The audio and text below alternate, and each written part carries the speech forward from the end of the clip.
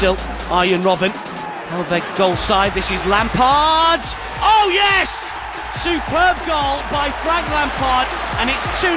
It's a fantastic strike. He doesn't try and blast it too much. He gets enough power to get it past the keeper, places it perfectly. It's 2-0 and fairly comfortable. Mikelele hoisted over the top.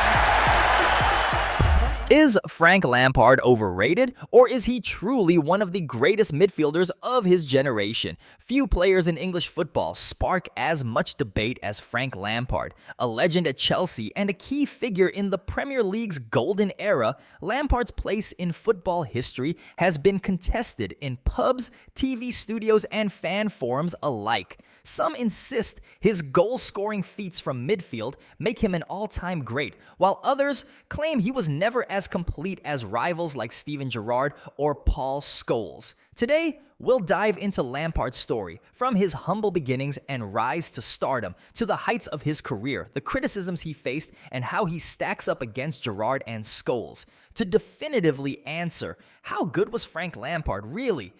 Frank Lampard's football journey began under the shadow of a famous name. Born into a football family, his father, Frank Lampard Sr., was a West Ham legend, and his uncle, Harry Redknapp, was a coach. Young Frank joined West Ham United's academy in the mid-90s. However, being the boss's nephew was a double-edged sword. At West Ham, some supporters murmured that Lampard's early opportunities came from nepotism rather than merit. In 1996, a frustrated fan at a forum even questioned Redknapp for favoring his 18-year-old nephew over other players. Redknapp's response was emphatic.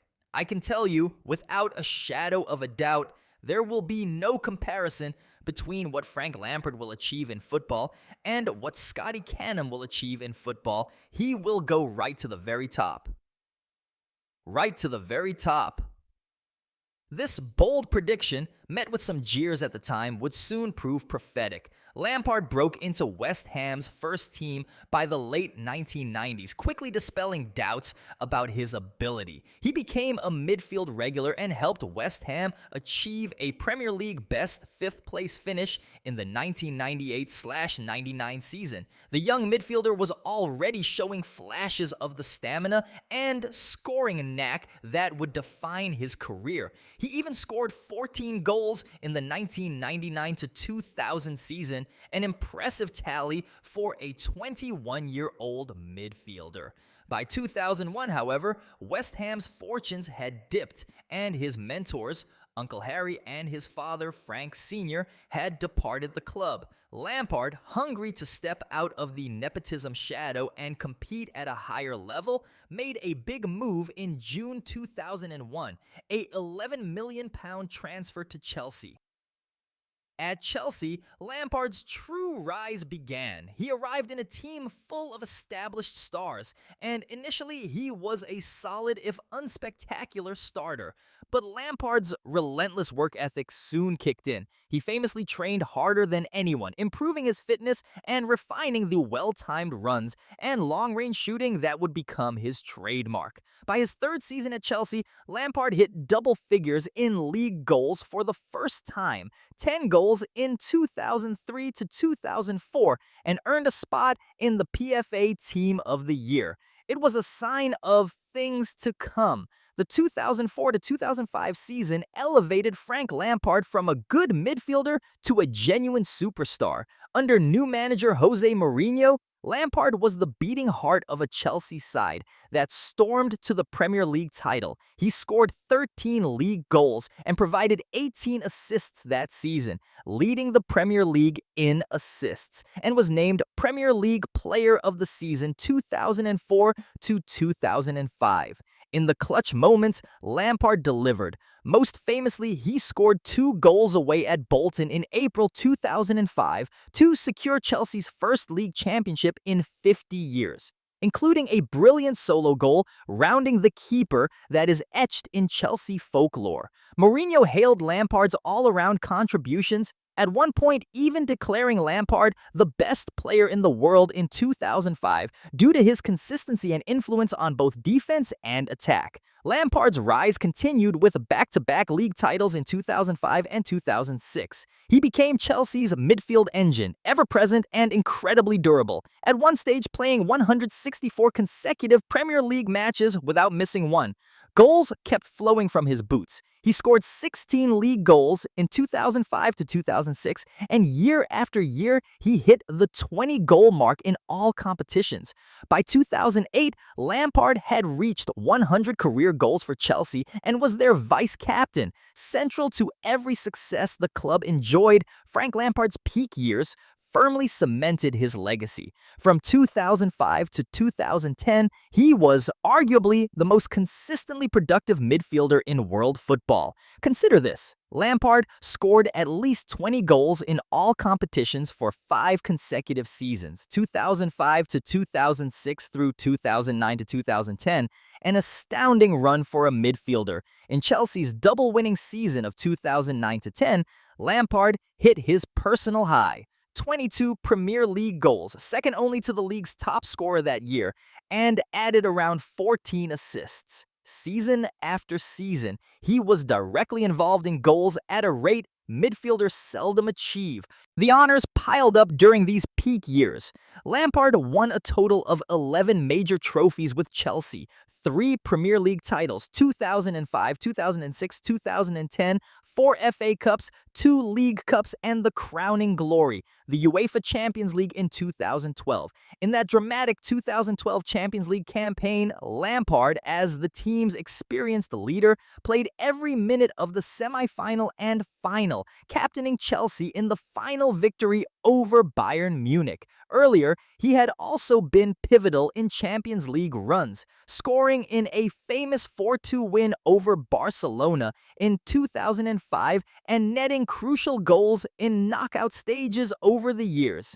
He became known for showing up on big occasions, from a curling equalizer in the 2008 Champions League final to an extra time penalty in the 2007 FA Cup final. Lampard delivered when it mattered most individually. Lampard's excellence was recognized globally. In 2005, he finished as Ballon d'Or runner-up behind only Ronaldinho, and also runner-up for FIFA World Player of the Year, a rare feat for an English midfielder in the modern era. He was named FWA Footballer of the Year in 2005 and made the UEFA Team of the Year. At Euro 2004 with England, Lampard was one of the tournament's top scorers and earned a place in the UEFA Team of the tournament, underlining that he could shine among Europe's elite. His statistical accomplishments were staggering. Lampard eventually scored 177 Premier League goals, placing him 4th on the Premier League's all-time scoring list, and notably, the only midfielder in the top 10 scorers.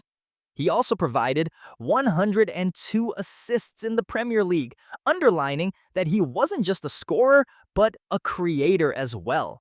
For Chelsea, Lampard's 211 goals in all competitions made him the club's all-time leading goal scorer, a jaw-dropping achievement for someone who wasn't a striker. As his teammate John Terry put it, Lampard was the ultimate example of dedication.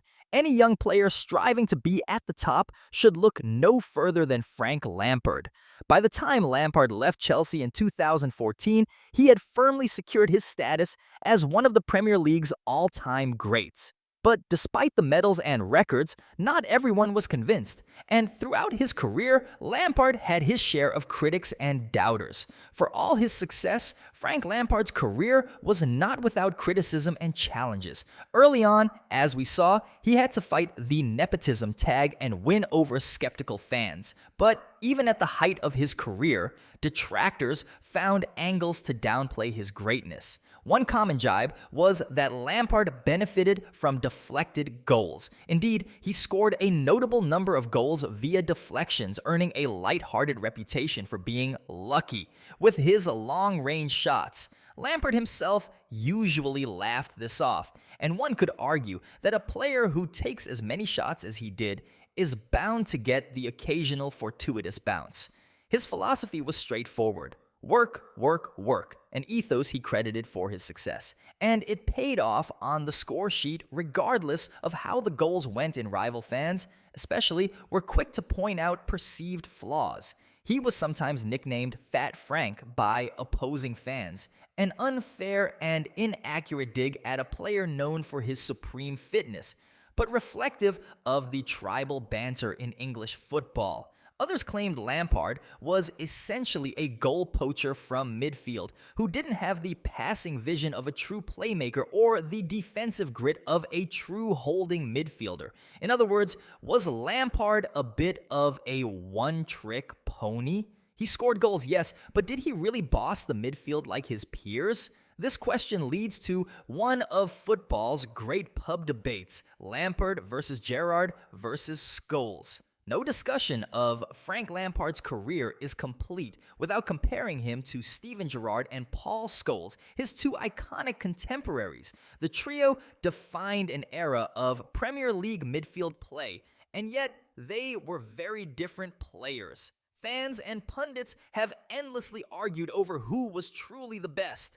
Lampard often came under fire in these debates, with some suggesting that Gerrard and Scholes were more complete midfielders, whereas Lampard was simply the best at one thing: scoring goals. From a statistical standpoint, Lampard stands tall among the three. His 177 Premier League goals outshine Gerrard's approximately 120 and Scholes' 107. Lampard also edges Gerrard in assists, 102 versus Gerrard's approximately 92 in the league, and far exceeds Scholes, who had 55 PL assists. In terms of sheer productivity, goals and assists combined, Frank Lampard was the most prolific English midfielder of his generation. He was also remarkably consistent. Season after season, he delivered, rarely missing a game, while Scholes and Gerrard both had seasons of injury or positional changes that affected their numbers. However, football greatness isn't measured by numbers alone, and this is where the nuances fuel debate. Steven Gerrard was the hero captain, a midfield force who could do it all: tackle, run, score screamers, and inspire underdogs to victory. Istanbul, 2005 in the Champions League being the prime example. Paul Scholes, on the other hand, was often cited by fellow pros as the most gifted of the three, a genius passer and the brain of the great Manchester United teams, albeit one who didn't score as much in later years and who shunned the limelight. Lampard's critics would say he lacked the defensive abilities of Gerrard or the playmaking finesse of Scholes. In fact, even Paul Scholes once half-joked that Lampard was more of a forward than a midfielder, highlighting Lampard's advanced role. And indeed, at Chelsea, Lampard thrived with a defensive midfielder behind him and was freed to attack. The debate often got heated. Was Lampard just fortunate to be the attacking hub of an expensively assembled Chelsea, cleaning up chances created by a great team? Or did his own intelligent movement and durability make that team great? Fans of rival clubs sometimes branded Lampard overrated in comparison to their heroes. There was a period when a section of English fans and media argued Gerrard and Scholes were world-class, whereas Lampard was merely very good, an excellent goal scorer but not as complete. As an example of the rhetoric, pundits would praise Gerrard's ability to drag a mediocre Liverpool side to victories, or Scholes' metronomic passing in Man United's multiple title wins, while saying Lampard benefited from Mourinho's system and the players around him. And yet, with the benefit of perspective, the tone of this debate has shifted over time. Many pundits and fans now acknowledge that comparing them is difficult because their roles and teams differed. Lampard's supporters point out that he wasn't just a poacher. He could pick a pass and often dictated Chelsea's attacking play, even if he did so in a more direct style than Scholes. He also had a knack for being in the right place at the right time, which is an intelligence in itself. It's telling that Lampard himself has enormous respect for his peers. In a recent interview, Lampard admitted the toughest midfielder he faced was Steven Gerrard, saying he had everything: top ability, a great all-round midfield player. Gerrard, in turn, has praised Lampard's consistency and goal record, and Scholes has acknowledged Lampard's scoring as phenomenal. All three were truly great players, each with unique strengths. So was Frank Lampard overrated in these comparisons? The evidence suggests otherwise. If anything, Lampard was sometimes underrated outside of Chelsea circles because his style was efficient rather than flamboyant. He didn't fly into tackles like Gerrard or spray 50-yard passes with the elegance of Scholes. He simply kept scoring and assisting week in, week out for over a decade. His trophy cabinet, multiple leagues, and that coveted Champions League sits somewhere between Scholes, who won more league titles with Manchester United, and Gerrard's, who famously never won a Premier League. In the end, ranking them is a matter of taste, but Lampard absolutely belongs in the conversation with the other two, and any claim that he was not a complete midfielder must be weighed against the reality that he mastered the midfield role he was asked to play like few others ever have. Now, to answer the big question, how good was Frank Lampard really? The verdict, based on all the evidence, is that Frank Lampard was an exceptional player, truly one of the finest midfielders of his era, and arguably of all time in the Premier League. His achievements and numbers speak volumes. Lampard took the traditional role of a midfielder and reinvented it as a consistent goal-scoring weapon. He wasn't the flashiest dribbler or the most naturally gifted in a conventional sense, but his football IQ, work ethic, and technical skill allowed him to reach a level few others have. He became the all-time top scorer for a club as big as Chelsea and the highest scoring midfielder in Premier League history. He won trophy after trophy, delivered in big matches, and maintained an elite standard for well over a decade. In the end, Frank Lampard's legacy is secure. He was the ultimate attacking midfielder who combined timing, technique, and tenacity to devastating effect. A player who went from being doubted for his famous surname to carving out his own legend. So, how good was Frank Lampard really? The only fair answer, truly world class. His stats, silverware, and impact on one of England's top clubs confirm that Frank Lampard wasn't just good, he was outstanding. The debates may rage on, but the history books tell the real story. Super Frank was as good as they come.